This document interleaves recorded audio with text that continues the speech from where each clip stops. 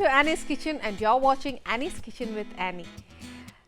എല്ലാവരും ഓണമെല്ലാം ആഘോഷിച്ചു. പക്ഷേ എനിക്ക് ഇപ്പോഴും അതിൻ്റെ ഒരു ഹാങ് ഓവർ ഉള്ളതുകൊണ്ടായിരുന്നു ഞാൻ ഈ സാരിയും പൂവൊക്കെ വെച്ചിരിക്കുന്നത്. പക്ഷേ എന്താണെന്നറിയാം, നമുക്ക് എല്ലാ സ്ത്രീകൾക്കും അതെ പെൺകുട്ടികൾക്കും ഒക്കെ അതെ ഒരുങ്ങാൻ ഭയങ്കര ഇഷ്ടമുള്ള കൂട്ടത്തിലാണ്. പൊതുവേ എൻ്റെ അമ്മായിയമ്മ പറയുന്നത് എന്താണെന്നറിയോ, പെൺകുട്ടികൾ ഒരുങ്ങി നിൽക്കുന്നത് കാണാനാണ് നല്ല രസം. അത് ശരിയാണ്. പിന്നെ ഈ പറഞ്ഞ കൂട്ട് ഈ മെനക്കെട്ട് ഒരുങ്ങാനൊന്നും നടക്കുകയല്ല. അന്നേരം ധൃതി കൂട്ടിപ്പിടിച്ച് എന്നതേലും ഒക്കെ കാര്യം കാണും. അന്നേരം നമ്മൾ ഉള്ളത് ഇട്ടൊക്കെ പോകും. പിന്നെ ഒരുങ്ങാനായിട്ട് ഒരു ഇച്ചിരി മടിയുള്ള കൂട്ടത്തിലുവാ ഞാൻ. അന്നും പറഞ്ഞ് വിടുകയല്ല, ഇച്ചിരി പോരുങ്ങും കേട്ടോ, ഇല്ലെന്ന് പറയുന്നില്ല. പക്ഷേ എന്നാലും കുറേ നാളത്തെ എൻ്റെ പ്രേക്ഷകരുടെ പരിഭവം ഞാൻ ഇന്നൊന്ന് കുറയ്ക്കാമെന്ന് വിചാരിച്ചു. വെജിറ്റേറിയൻകാരെ എപ്പോഴും കണക്കിലെടുക്കണം ഒത്തിരി ആഗ്രഹമുണ്ട്. പക്ഷേ വരുന്ന ഗസ്റ്റിനെയും കൂടെ കണക്കിലെടുക്കണമല്ലോ. അതുകൊണ്ട് ഞാൻ ഈ വിഭവങ്ങളും അങ്ങനെ ആവുന്നേ. ഇന്ന് ഞാൻ പനീറാണ് ചെയ്യാൻ പോകുന്നത്. ഈ പനീർ അല്ലെന്നുണ്ടെങ്കിൽ നമുക്ക് കോളിഫ്ലവറിൽ ചെയ്യാൻ പറ്റും, ഉരുളക്കിഴങ്ങ് നോക്കിയല്ല കേട്ടോ.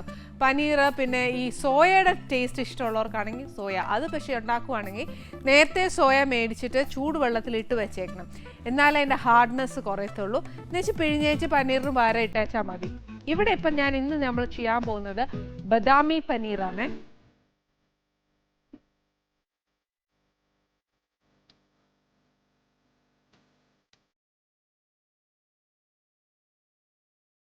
നമ്മളിതിന് മുന്നേ ബദാമി ചിക്കൻ ചെയ്തിട്ടുണ്ട്. പക്ഷെ ഇന്ന് ചെയ്യാൻ പോകുന്നത് ബദാമി പനീറാണ്. പക്ഷെ ആ ചിക്കൻ വെച്ച് നോക്കുമ്പോൾ ഒരുപാട് വ്യത്യാസമുണ്ട്.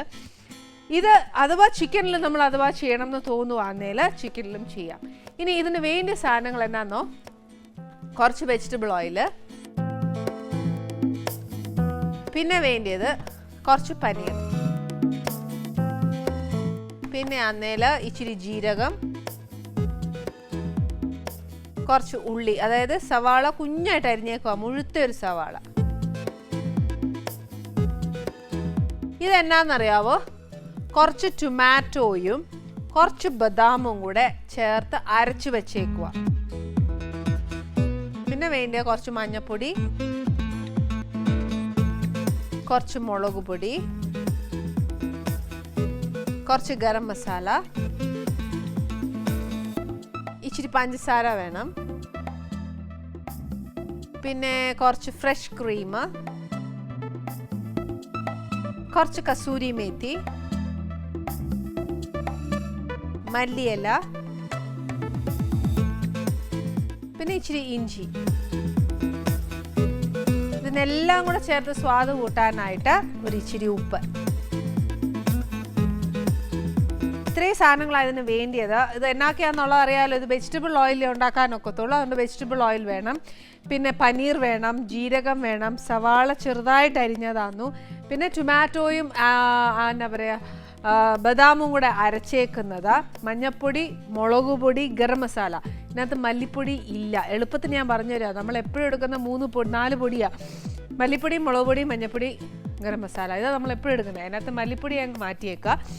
പിന്നെ വേണ്ടിയത് കുറച്ച് പഞ്ചസാര, പിന്നെ ഫ്രഷ് ക്രീം, പിന്നെ കസൂരി മേത്തി, മല്ലിയില, ഇഞ്ചി. ഇത്രയും സാധനങ്ങളെ വേണ്ടി വരുള്ളൂ. പിന്നെ എന്നാന്ന് വെച്ചാൽ നമ്മളെപ്പോഴും ചെയ്യുന്ന പോലെ പനീറിന് സോഫ്റ്റ് ആയിട്ട് മതി എന്നുണ്ടെങ്കിൽ നമ്മൾ അങ്ങനെ ഇടാം. അല്ല ഒത്തിരി സോഫ്റ്റാ വേണം എന്നുണ്ടെങ്കിൽ ചൂടുവെള്ളത്തിലിട്ടെടുക്കാം. ഇതല്ല സെമി ആണെങ്കിൽ എന്നാ ചെയ്യണമെന്ന് വെച്ചാൽ നമ്മുടെ പാൻ ഒന്ന് ചൂടാക്കി വെച്ച് ഒരു ഇച്ചിരി എണ്ണ ഒഴിച്ചേച്ച് ഒരു സെമി ആയിട്ട് ഒരു ഷാലോ ഫ്രൈ ആയിട്ട് അങ്ങ് വറുത്ത് കോരുക. അപ്പോൾ ഇച്ചിരി സോഫ്റ്റും ആയിരിക്കും, എന്നാൽ കുറച്ച് ഹാർഡും ആയിരിക്കും. കാര്യം പിള്ളേർക്കൊക്കെ ഇച്ചിരി മുരിയുന്നതാണ് ഇഷ്ടം. അതുകൊണ്ട് നമ്മൾ ആരെയും മണക്കാത്ത രീതിയിൽ വലിയവർക്കും കഴിക്കാം, വയസ്സെന്നവർക്കും കഴിക്കാം, കുഞ്ഞുങ്ങൾക്കും കഴിക്കാം ഇങ്ങനെ ഉണ്ടാക്കുവാണെങ്കിൽ. പിന്നെ ബാച്ചിലേഴ്സൊക്കെ ഉണ്ടാക്കുവാണെങ്കിൽ കുറച്ച് ഫ്രൈ ആയിട്ട് എടുത്തു. അതാകുമ്പോൾ കുറച്ചുകൂടെ എന്നാ പറയുക, കുറച്ചുകൂടെ ടേസ്റ്റ് കൂടും. പക്ഷേ നമ്മൾ വീട്ടിലൊക്കെ ഉണ്ടാക്കുമ്പോൾ നമ്മുടെ അമ്മച്ചിമാർക്കൊക്കെ കഴിക്കണമെന്ന് തോന്നിയാലേ ഒന്നും ചെയ്യാൻ പറ്റത്തില്ല. ഇനി ഇതിനകത്തോട്ട് ഞാൻ ഒരു ഇച്ചിരി എണ്ണ ഒഴിക്കുക. നിങ്ങളുടെയൊക്കെ കണ്ണിൽ നോക്കുമ്പോൾ ഞാൻ ഒത്തിരി എണ്ണ ഒഴിക്കുന്ന കൂട്ടാ തോന്നുന്നത്. പക്ഷേ ഞാൻ ഒത്തിരി എണ്ണ ഒഴിക്കുകയില്ല, ഒരു ഇച്ചിരി ഒഴിക്കുന്നേ ഉള്ളൂ. കാണുമ്പോൾ ഒത്തിരി തോന്നുന്ന. ഇതിനകത്തോട്ട് ഞാൻ പനീർ ഇടാൻ പോവാണേ. പനീർ ഇട്ടേച്ച് ഒരു ഷാലോ ഫ്രൈ.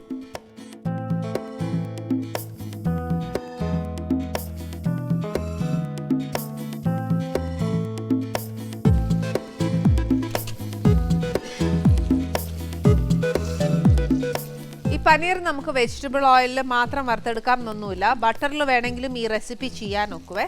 ഈ പനീർ റെസിപ്പീസ് ബേസിക്കലി ബട്ടറിൽ ചെയ്യുന്നത് ഏറ്റവും നല്ലത്. കാര്യം എന്താണെന്നറിയോ, ഞാൻ കുക്കിംഗ് പഠിച്ച് അതെല്ലാം ചെയ്തപ്പോഴത്തേക്ക് എനിക്ക് ഏറ്റവും ടേസ്റ്റി ആയിട്ട് തോന്നിയത് എന്നാണെന്നറിയോ, പഞ്ചാബി ഡിഷസ് വെജിറ്റേറിയൻ ഏറ്റവും ബെസ്റ്റാണ് ദാൻ നോൺ വെജിറ്റേറിയൻ. പക്ഷേ നമ്മൾ കഴിക്കുമ്പം വെജ് ആണോ ബെസ്റ്റ് നോൺ വെജ് ആണോ ബെസ്റ്റ് എന്ന് നമുക്ക് കൺഫ്യൂഷൻ തോന്നും. പഞ്ചാബീസിൻ്റെ അത്ര ടേസ്റ്റ് അവർ ബേസിക്കലി ഉപയോഗിക്കുന്ന ഒന്നെങ്കിൽ ബട്ടർ അല്ലെങ്കിൽ നെയ്യല, അപ്പോൾ അതിൻ്റേതായ ടേസ്റ്റ് കൂടും. പക്ഷേ നമ്മളെ സംബന്ധിച്ച് പറയുവാന്നേരം നമ്മൾ അത്രയും കൂട്ടരുത്. അവർ ജോലി ചെയ്യുന്നതിൻ്റെ അത്രയൊന്നും നമ്മൾ ചെയ്യാറില്ല. അതുകൊണ്ട് നമുക്ക് ആരോഗ്യ പ്രശ്നങ്ങൾ ഒരുപാട് ഉണ്ടാവാറുണ്ട്.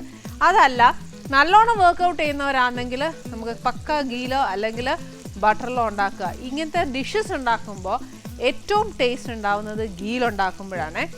പിന്നെ ബട്ടർ ഇട്ടേച്ച് വേണമെങ്കിൽ ഈ പനീർ ഒന്ന് വറുത്തെടുത്തേച്ച് ബാക്കി നെയ്യ് ഒഴിക്കാം. ഇപ്പോൾ ഇവിടെ ഞാൻ മൊത്തം മാറ്റിയിട്ട് വെജിറ്റബിൾ ഓയിലാണ് ഉണ്ടാക്കുന്നത്.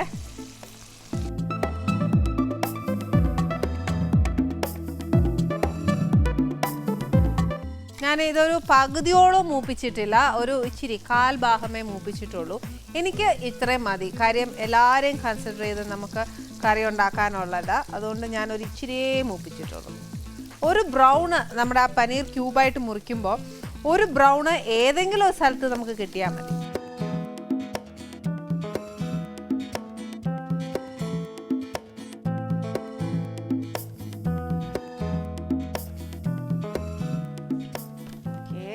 ഇതിവിടെ ഇരിക്കട്ടെ.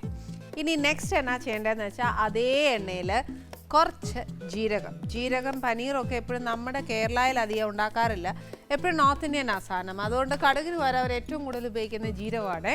അതുകൊണ്ട് ജീരകം ഒന്ന് പൊട്ടി കഴിഞ്ഞാൽ നമുക്ക് ഈ ഉള്ളി ഇടാം. ഈ ഉള്ളി എന്ന് പറയുമ്പോൾ ശരിക്കും നല്ലോണം അതൊന്ന് ബ്രൗൺ ആക്കി തന്നെ എടുക്കണം, പകുതി മൂപ്പിക്കരുത്. കാര്യം എന്നാണെന്നറിയോ, നല്ലതായിട്ടൊന്ന് മൂത്തില്ല എന്നുണ്ടെങ്കിൽ അതിൻ്റെ ഒരു മധുരവും ആ ഉള്ളിയുടെ ഒരു പച്ചശോഭയും എല്ലാം കാണും. അതുകൊണ്ട് അത് വേണ്ട, നല്ലതായിട്ടൊന്ന് മൂക്കണം. അതുകൊണ്ട് എന്നാ ചെയ്യണം, നമുക്ക് എളുപ്പ വഴിയാന്നു എപ്പോഴും ചെയ്യുന്ന പോലെ ഒരു ഇച്ചിരി ഉപ്പിടുക. ഉപ്പിടുമ്പോൾ ശ്രദ്ധിച്ചോണം, പിന്നെ കറിയിൽ ഉപ്പിടുമ്പോൾ ഒക്കെ നോക്കിക്കോണം. അതിൻ്റെ കൂടത്തിൽ ഒരു ഇച്ചിരി, അതായത് ഒരു ടേബിൾ സ്പൂൺ അല്ല, ഒരു ടീസ്പൂണോളം നിറച്ച് കുറച്ച് ഇഞ്ചിയും കൂടെ. ഇതിനകത്ത് പച്ചമുളക് ഇടുകയില്ല, വേണ്ട. അതിന് പകരം നമ്മൾ മുളക് പൊടിയിലാന്നു ഇതിൻ്റെ എരിവുള്ളത്. ഈ കറി ഉണ്ടാക്കുമ്പോൾ ഉണ്ടല്ലോ ഒരു കാര്യമുണ്ട്, നമ്മളെല്ലാ സാധനവും എന്നാ പറയുക, ഒരു ക്ഷമയോടുകൂടിയേ നമുക്കിത് ഉണ്ടാക്കാനൊക്കത്തുള്ളൂ. കാര്യം എന്നാന്നോ, ഈ ഓരോന്നായിട്ട് ഇൻഗ്രീഡിയൻറ്റ് ചേർത്തില്ല എന്നുണ്ടെങ്കിൽ ആ കറിയുടെ സ്വാദ് ഒന്നാമതേ പോവും. ഓരോ ഇൻഗ്രീഡിയൻറ്റ് ചേർക്കുന്നത് വെച്ചാൽ ഇപ്പോൾ ഉള്ളി ചേർത്ത് വെച്ചാൽ നല്ലോണം മൂത്ത് കഴിഞ്ഞാൽ അതിൻ്റെ ഒരു വേവായി കഴിയുമ്പോൾ മാത്രമേ നമ്മൾ നെക്സ്റ്റ് ചേർക്കാവുള്ളൂ. അല്ലെന്നുണ്ടെങ്കിൽ ധൃതി പിടിക്കുവാന്നേൽ കറിയുടെ സ്വാദും പോവും, അതേപോലെ അതിൻ്റേതായിട്ടൊരു ഫ്ലേവേഴ്സൊക്കെ ഇല്ലേ, അതങ്ങ് നഷ്ടപ്പെട്ടു പോകും. മറ്റേ അപ്പോൾ കറക്റ്റായിട്ട് ആ എണ്ണയൊക്കെ തെളിഞ്ഞ് അങ്ങനെ വരുമ്പോഴാണ് അതിന് ആ ടേസ്റ്റ് വരുന്നത്. ഇത് കുഞ്ഞായിട്ട് അരിഞ്ഞുകൊണ്ട് ശരിക്കും പറഞ്ഞാൽ കുറച്ചൊരു എന്നാ പറയുക, ഒത്തിരി നേരം ഒന്നും എടുക്കുകയല്ല അത് മൂക്കാനായിട്ട്. പിന്നെ ഇതിനകത്ത് ഓരോ ഓപ്ഷൻ ഞാൻ തരാം. ഇതിനെ കുറച്ച് നല്ലതായിട്ട് മൂക്കണം ഈ കറിക്ക്. പിന്നെ ചിലർക്കാണെങ്കിൽ പനീറിൽ ഈ ഉള്ളി ഇച്ചിരി കടിക്കുന്ന നോക്കി ഇഷ്ടമുള്ള കൂട്ടത്തിൽ അന്നേരം ഒരുപാട് നമ്മൾ മുരിച്ചു കഴിഞ്ഞാലുണ്ടല്ലോ, അത് നമ്മൾ പിന്നെ തക്കാളിയും അതെല്ലാം ചേർക്കുമ്പോഴത്തേക്ക് ആ കറി അങ്ങ് തിക്ക് ഗ്രേവി ആയിട്ട് നമുക്ക് ഈ പറഞ്ഞ കൂട്ട് ഉള്ളിയൊന്നും കിട്ടുകയില്ല. അപ്പം അങ്ങനെയാണെങ്കിൽ ഉള്ളി അധികം മൂപ്പിക്കണ്ട. അതല്ല, നമുക്ക് നല്ല തിക്ക് ഗ്രേവി ആയിട്ട് കിട്ടാനാണ് ആഗ്രഹമെങ്കിൽ നമ്മളത് നല്ലതായിട്ട് മൂപ്പിച്ചാൽ മതി. ഇത് പക്ഷേ എളുപ്പമാവുന്ന ഒരു കറിയാണ്, വൈകിട്ട് ചപ്പാത്തിക്കൊക്കെ എടുക്കാൻ പറ്റുന്ന നല്ലൊരു കറിയാണ്. പനീർ കറി ബേസിക്കലി നമ്മൾ ചെയ്യുമ്പോൾ ഏറ്റവും നല്ലത് ഡിന്നറിന് കഴിക്കാനാണ് ഏറ്റവും നല്ലത്. ഇല്ലെന്നുണ്ടെങ്കിൽ ഉച്ചയ്ക്ക് വല്ല പുലാവോ അങ്ങനെ എണ്ണയിലും ഉണ്ടാക്കി വെച്ച് അതിൻ്റെ കൂടെ കഴിക്കുന്നതും നല്ല ടേസ്റ്റാണ്. പിന്നെ റൈത്ത, പപ്പടം ഇതൊക്കെ വേണമെന്നുണ്ടെങ്കിൽ അങ്ങനെ. ഏതായാലും പുലാവ്, ഫ്രൈഡ് റൈസ് അങ്ങനത്തെ അല്ലെങ്കിൽ വൈകിട്ട് ഡിന്നേഴ്സിന് എടുക്കുന്നതാണ് ഏറ്റവും പനീറിന് കോമ്പിനേഷൻസ് ഏറ്റവും നല്ലത്. ഇനി ഞാൻ ഇതിനകത്തോട്ട് ഒരു ഇച്ചിരി എല്ലാ പൊടി ഇടാൻ പോവാന്നേ. ആദ്യം ഒരു ഇച്ചിരി മഞ്ഞൾപ്പൊടി ഇടുക, ഒരു 1/2 ടീസ്പൂണോളം വേണ്ട, 1/4 ടീസ്പൂൺ. പിന്നെ വേണ്ടിയത് കുറച്ച് മുളക് പൊടിയാണ് ഇതിൻ്റെ എരിവെന്ന് പറയുന്നത്. അതുകൊണ്ട് ഞാനൊരു 2 അല്ലെങ്കിൽ 3 ടീസ്പൂൺ നിറച്ചിട്ടു. ഇതിൻ്റെ കൂട്ടത്തിൽ ഒരു ഇച്ചിരി ഗരം മസാല ഇടണം, ഒരു 1/4 ടീസ്പൂണോളം ഇട്ടോളൂ. പിന്നെ നമ്മൾ കറിയെല്ലാം ആയി കഴിയുമ്പോഴത്തേക്കുണ്ടല്ലോ നമുക്ക് ശകലം കൂടി വേണ്ടി വരും. ഇതിപ്പോൾ ഇട്ട എന്നാന്നറിയോ പൊടിയ, അതൊന്ന് മൂക്കണം. പിള്ളേർക്കൊക്കെ ശരിക്കും എൻ്റെ വീട്ടിൽ പിള്ളേർക്കൊക്കെ ഈ ഇങ്ങനെ കറി ഉണ്ടാക്കുമ്പോൾ ഞാൻ നേരത്തെ പറഞ്ഞ പോലെ ഉള്ളി ഒരു ഇച്ചിരി കടിക്കുന്നത് ഇഷ്ടമാണ്. അതുകൊണ്ട് ഞാൻ ഒത്തിരി മൂപ്പിക്കുകയല്ല, ഒരു ഇച്ചിരി നമുക്ക് ആവശ്യത്തിന് മാത്രം ഞാനൊന്ന് വേവിച്ചെടുക്കുകയുള്ളൂ. കാര്യം പനീറിന് ബേസിക്കലി വേവില്ല. ഇതിനകത്ത് വേവ് എന്ന് പറയാനുള്ളത് നമ്മുടെ എന്നാ പറയുക, ഈ പച്ചക്കറി ഇതെല്ലാം ഒക്കെ ഒന്ന് മൂത്ത് കിട്ടുന്നതാണെന്നു എൻ്റെ വേവ് എന്ന് പറയുന്നത്, അല്ലാതെ അതിൽ കൂടുതലൊന്നും വേവില്ല. ഇനി എന്നാന്നറിയാവോ, ഇതിനകത്തോട്ട് നമ്മൾ അരച്ച് വെച്ചേക്കുന്ന ടൊമാറ്റോയും ബദാമും കൂടെ അരച്ച് വെച്ചേക്കുന്ന പേസ്റ്റ് ചേർക്കണം. ഇപ്പം നമ്മൾ ഈ പേസ്റ്റ് ചേർക്കുമ്പോഴത്തേക്കും ഉണ്ടല്ലോ, ഇതിന് ആ ടൊമാറ്റോയുടെ ഫ്ലേവർ ഒന്ന് മുമ്പോട്ട് വരുന്നുണ്ട്. അതായത് ആ ശരിക്കും പച്ച തക്കാളിയുടെ ഒരു ടേസ്റ്റില്ലേ അത് വരും. ആ സമയത്താണ് നമുക്ക് ഇവിടെയാണ് ഈ കറി ചെയ്യുമ്പോൾ ഇവിടെയാണ് ഒരു ഇച്ചിരി പണി വരുന്നത്. എന്നതാണെന്നറിയാവോ, അതിനെ ഒന്ന് നമ്മൾ ഇച്ചിരി നേരം ഒന്ന് വയറ്റി എണ്ണയൊന്ന് തെളിയിക്കണം. അപ്പോൾ എന്നാ ചെയ്യണ്ടേ, ഇതിനകത്ത് ഇപ്പോൾ പുളിയും എരിവും ഉപ്പുമായി, അതിൻ്റെ കൂടെ ഒരു ഇച്ചിരി സ്വീറ്റ്നെസ് വേണം. എന്താണെന്ന് വെച്ചാൽ ഈ പഞ്ചസാര ഒരു 1/4 ടീസ്പൂണോളം ഇട്ടേച്ചാൽ മതി. അതൊന്ന് മുരിഞ്ഞ് അതും ഒന്ന് കാരമലൈസ് ആയി വരുമ്പം അതിൻ്റെ ടെക്സ്ചറിനൊരു മാറ്റം വരും. മാത്രമല്ല അതിനൊരു സ്വീറ്റ്നെസ്സും കൂടെ കയറും. അപ്പോൾ അതിൻ്റെ എരിവിൻ്റെ കൂടെ ഒരു സ്വീറ്റും കൂടെ വരുമ്പോൾ ഒരു ടേസ്റ്റ് ഉണ്ട്. ബദാമിൻ്റെയും എല്ലാം ടേസ്റ്റ് വരുമ്പോൾ ഒരു പ്രത്യേക ഫ്ലേവറാണ്. പക്ഷെ ആ ഒരു പ്രത്യേക ഫ്ലേവർ വരണമെന്നുണ്ടെങ്കിൽ എണ്ണ തെളിഞ്ഞേ പറ്റുള്ളൂ. നമുക്ക് ഇവിടെ എന്നാ പറയുക, ടൊമാറ്റോ നല്ലതായിട്ട് ആ ഉള്ളിയിലൊക്കെ നല്ലതായിട്ട് അങ്ങ് ചേർന്നിട്ടുണ്ട്, എണ്ണയൊക്കെ തെളിഞ്ഞു വന്നിട്ടുണ്ട്. ഇനി എന്നാന്ന് വെച്ചാൽ ഇതിനകത്ത് ഒരു പരിപാടിയില്ല, ഏറ്റവും എളുപ്പമുള്ള ഒരു കാര്യമാണ്. എന്നാന്നറിയാവോ, ആദ്യം നമുക്ക് കുറച്ച് കസൂരി മേത്തി ഇതിനകത്തോട്ട് ഇടണം. ഏറ്റവും കൂടുതൽ നമ്മുടെ മല്ലിയിലയും കറിവേപ്പിലയും ഒക്കെ ഇടും, നമ്മളിടുന്ന കൂട്ടായിരുന്നു അവിടെ ഈ കസൂരി മേത്തി ഏറ്റവും കൂടുതൽ ഉപയോഗിക്കുന്നത്. പിന്നെ ഇതിനകത്ത് ബദാം നമ്മൾ അരച്ച് ചേർത്തിട്ടുണ്ട്. അപ്പം കറി ബേസിക്കലി കുറുകാനായിട്ട് ധാരാളം അത് മതിയാവും. പിന്നെ ഇതിനകത്ത് ഞാൻ ഇടാൻ പോകുന്നത് പനീറാണ്.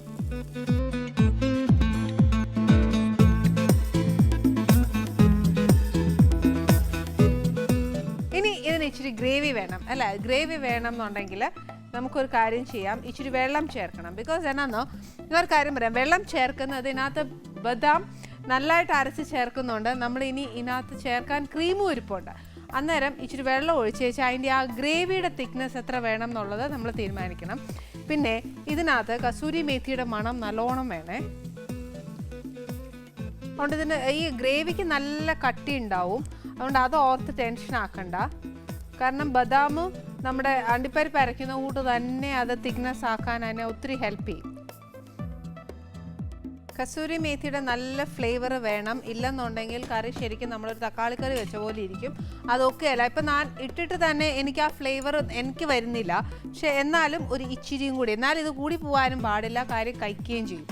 ഇനി ഇതിനകത്തോട്ട് നിറച്ച് മല്ലിയിലയും കൂടി ഇട്ടതിന് ശേഷം ആ ക്രീം അങ്ങ് ഒഴിച്ചു. ക്രീമി കിടന്ന് നമ്മുടെ പനീർ കുറച്ച് നേരം ഒന്ന് പിടിക്കണം. ആ കസൂരി മേത്തിയും എല്ലാം അതിൻ്റെ ഫ്ലേവേഴ്സ് എല്ലാം ഇതിനകത്ത് നിന്ന് ഇറങ്ങണം. എന്നാൽ മാത്രമേ ആ കറിക്ക് ഒരു ടേസ്റ്റ് വരത്തുള്ളൂ. ഇതിലെല്ലാം പോയിട്ട് നമ്മൾ ഒരു കാര്യം മറന്നു പോയിട്ടുണ്ട്. എന്നാണെന്നറിയോ, ക്രീം ചേർക്കുന്നതിന് മുമ്പ് ഞാൻ ഒരു ലേശം ഉപ്പൂടെ ഒന്ന് ചേർത്തോട്ടെ. ആ ഉള്ളി മൂക്കാനായിട്ടല്ലേ നമ്മൾ ഇച്ചിരി ഉപ്പ് ഇട്ടുള്ളൂ, അത് പോരാ, അത് നമുക്ക് എല്ലാവർക്കും അറിയാമല്ലോ. അതുകൊണ്ട് ഒരു ഇച്ചിരി ഉപ്പൂടെ ഇടുക. ഇനി ഇതിനകത്തോട്ട് ആ ക്രീം കൂടെ, പിന്നെ ലാസ്റ്റ് ഒരു ഇച്ചിരി ക്രീം വെച്ചേക്കണം. എന്നതിനാണെന്നറിയാവോ, നമുക്കൊന്ന് ഡെക്കറേറ്റ് ചെയ്യാൻ വേണം എന്ന് തോന്നുവാന്നേല, അന്നേരം ഇച്ചിരി ഒഴിക്കാനായിട്ട് ഇച്ചിരി ക്രീം വെച്ചേക്കണം. എൻ്റെ കയ്യിൽ ഇച്ചിരി ഇരിപ്പുണ്ട്, അതുകൊണ്ട് ഞാനിത് ബൗളിൽ മുഴുവൻ അങ്ങ് ഒഴിക്കുവാന്നേ. സ്പൈസി ആക്കണം എന്നുണ്ടെങ്കിൽ ഞാനൊരു ഓപ്ഷൻ തരാം. എന്നാന്നോ, നമുക്ക് കുറച്ച് പച്ചമുളക്, നമ്മൾ ആദ്യം ഇഞ്ചിയും ഉള്ളിയും ഒക്കെ ഇട്ട് വഴറ്റുവല്ലേ, അതിൻ്റെ കൂട്ടത്തിൽ കുറച്ച് പച്ചമുളകും കൂടി ഇട്ടോന്നും അത് ഇട്ടെന്നും പറഞ്ഞിട്ട് നമുക്ക് ടേസ്റ്റ് ഡിഫറൻസ് ഒന്നും വലുതായിട്ട് മാറുകയില്ല. ഇച്ചിരി എരിവും കിട്ടും. പിന്നെ കുരുമുളകൊന്നും ഇടരുത്. പിന്നെ ആ പച്ചമുളകിൻ്റെ എരിവ് ഇഷ്ടമല്ല എന്ന് തോന്നുവാന്നേല ഒരു കാര്യം ചെയ്തേക്കൂ, കാശ്മീരി മുളക് പൊടിയാണ് ഞാനിവിടെ ഇട്ടേക്കുന്നത്. അപ്പോൾ എന്നാ ചെയ്യണം, കാശ്മീരി മുളക് വേണ്ട, സാധാ എരിവുള്ളൊരു മുളക് പൊടി ഇട്ട് വെക്കുക. ഇതെല്ലാം പോയിട്ട് ഒരു കാര്യവും കൂടെ ചേർക്കണം. നമ്മൾ നേരത്തെ കുറച്ച് ഗരം മസാല ചേർത്തോളൂ. പക്ഷെ നമ്മുടെ കറി വെക്കും തോറും നമ്മൾ ഏറ്റവും കൂടുതൽ ശ്രദ്ധിക്കേണ്ടതെന്നറിയോ, നമ്മുടെ ആ കറിയുടെ മണം കൊണ്ടറിയാം അതിൻ്റെ ഗുണം എന്ന് പറയും. എന്ന് പറഞ്ഞ പോലെ നമ്മൾ ചേർത്തേക്കുന്ന എല്ലാ മഞ്ഞപ്പൊടി ആയാലും മുളക് പൊടി ആയാലും കസൂരി മേത്തി ആയാലും മല്ലിയില ആയാലും ഏതായാലും അതിൻ്റെ ഫ്ലേവർ കറി തിളയ്ക്കുമ്പോഴത്തേക്ക് വരുന്നുണ്ടോ എന്നുള്ളത് നമ്മൾ ശ്രദ്ധിക്കുക. പിന്നെ എന്നാന്ന് വെച്ചാൽ ഇപ്പം എനിക്ക് തോന്നുന്നത് ഒരു ഇച്ചിരി ഗരം മസാലയുടെ കുറവ് ഫീൽ ചെയ്യുന്നു ആ മണം വരുമ്പോൾ. അതുകൊണ്ട് ഞാൻ ഒരു ഇച്ചിരി ഗരം മസാലയും കൂടി ഇട്ടേച്ച് കസൂരി മേത്തി പെട്ടെന്നുണ്ടല്ലോ നമ്മൾ പറയുന്ന പോലെ ആ ഫ്ലേവർ ഒന്നും മണവും വരികയില്ല. അത് ആ ഇലയൊന്നും ഇച്ചിരി വേഗണ്ടായോ എന്നാൽ മാത്രമേ ആ മണം വരത്തുള്ളൂ. അതുകൊണ്ട് അതിന് ഇച്ചിരി സമയം കൊടുത്താലേ ഒക്കത്തുള്ളൂ. പിന്നെ ഇതിന് ഒരുപാട് സമയമൊന്നും കൊടുക്കരുത്. അങ്ങ് തിളച്ച് വേവാനും മാത്രമൊന്നും ഇല്ല. എന്ന് വെച്ചാൽ പനീർ വേവുന്ന ഒരു സാധനം ഒത്തിരി വേവുള്ള കൂട്ടത്തിലൊന്നുമല്ല, നമ്മൾ ഈ ചേർത്തേക്കൊന്നും ഒത്തിരി വേവുള്ള കൂട്ടത്തിലൊന്നുമല്ല. എല്ലാത്തിനും ഒരു ഇച്ചിരി സമയം മതിയോണ്ട് എനിക്കൊരു ചെറിയ ബ്രേക്ക് മതി. അപ്പം നമുക്ക് പ്രസൻറ്റേഷനോടും ഗസ്റ്റിൻ്റെയും കൂടെ നമുക്ക് കാണാം.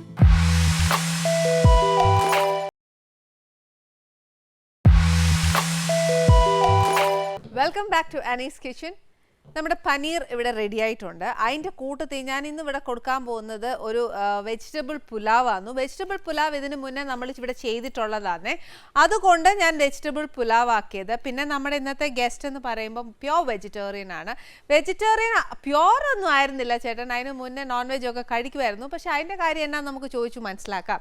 പക്ഷേ ഗസ്റ്റിനെ കുറിച്ച് പറയുമ്പോൾ എനിക്ക് നമ്മുടെ മലയാളം സിനിമയുടെ ഓരോ ഘട്ടത്തിലും അദ്ദേഹം കൂടെ സഞ്ചരിച്ച ഒരു വ്യക്തിയാണ്. ബേസിക്കലി എനിക്ക് തോന്നുന്നു ഈ കലാകാരന്മാർക്ക് യാത്ര ചെയ്യാൻ ഭയങ്കര ഇഷ്ടമുള്ള ഒരു കൂട്ടത്തിലാണെന്ന് തോന്നുന്നു. അപ്പോൾ എന്നാന്ന് വെച്ചാൽ ഇദ്ദേഹത്തിനും ഭയങ്കരമായിട്ട് യാത്ര ചെയ്യാനൊക്കെ ഭയങ്കര ഇഷ്ടമാണ്. അങ്ങനെ ഒരു പ്രാവശ്യം ഹരിദ്വാറിലെങ്ങാണ്ട് പോയപ്പം ഒരു വലിയൊരു ആക്സിഡൻറ്റ് തന്നെ സംഭവിച്ചു. ചെറിയതല്ല, നല്ലൊരു ആക്സിഡൻ്റാണ് അദ്ദേഹത്തിന് സംഭവിച്ചത്. അപ്പം അതിൽ നിന്ന് അദ്ദേഹം റിക്കവർ ചെയ്ത് വന്ന് ഭയങ്കര പോസിറ്റീവായിട്ടും ഈസി ആയിട്ടും ലൈഫ് എന്താ, നമ്മൾ ശരിക്കും ഒരു അപകടം വന്നാൽ നമ്മുടെ ലൈഫിനെ പറ്റി നമ്മൾ ആലോചിക്കും, അയ്യോ എനിക്ക് ഇങ്ങനെ പറ്റിപ്പോയോ എന്ന് പറഞ്ഞാൽ നമ്മൾ മെൻ്റലി കുറച്ച് ഡിപ്രസ്ഡ് ആവാറുണ്ട് അല്ലെ, ഒരു ചെറിയ പനി വന്നാൽ പോലും. പക്ഷെ ഇത്രയും വലിയൊരു ആക്സിഡൻറ്റ് വന്നിട്ട് അദ്ദേഹം അതിൽ നിന്ന് ശരിക്കും അതിശയം എന്ന് പറയട്ടെ, ഒരു മിറക്കിൾ പോലെ ചിരിച്ചോണ്ട് ജീവിതത്തെ ഫേസ് ചെയ്ത ഒരു വ്യക്തിയും കൂടെയാണ് നമ്മുടെ ഇന്നത്തെ ഗസ്റ്റ്. അത് മറ്റാരുമല്ല, ടി.പി. മാധവൻ ചേട്ടനാണ്. ചേട്ടൻ്റെ അടുത്ത് ഒരുപാട് കാര്യങ്ങൾ നമുക്ക് അറിയാനുണ്ട് ചേട്ടൻ്റെ കയ്യിൽ നിന്ന്. കാര്യം എന്ന് വെച്ചാൽ ഞാൻ നേരത്തെ പറഞ്ഞ പോലെ സിനിമാ ഫീൽഡിൽ തന്നെ ഒരുപാട് ഘട്ടങ്ങളിൽ, അതായത് ഘട്ടം ഘട്ടമായിട്ട് കൂടെ സഞ്ചരിച്ച ഒരു വ്യക്തി എന്ന നിലയ്ക്ക് നമുക്ക് ഒരുപാട് കാര്യങ്ങൾ പറഞ്ഞുതരാൻ കാണും. ആദ്യം വിശേഷങ്ങളൊക്കെ ഒരുപാട് കേൾക്കാൻ ഇഷ്ടമുള്ളതുകൊണ്ടുണ്ടല്ലോ നമുക്ക് ഞാൻ ഫുഡ് പതുക്കെ വിളമ്പത്തുള്ളൂ എന്ന് പറഞ്ഞാൽ അത് സ്വാഭാവികമാണല്ലോ എന്ന് പറയും. പക്ഷെ എന്നാൽ അതല്ല, കൂട്ടത്തിൽ ഞാൻ എൻ്റെ വിഭവവും വിളമ്പും, ചേട്ടൻ്റെ വിശേഷങ്ങൾ കേൾക്കുകയും ചെയ്യും. ഞാൻ ഈ ഫുഡുമായിട്ട് പോട്ടെ. അപ്പോൾ ചേട്ടൻ്റെ കഥകൾ നമുക്ക് കേൾക്കാം.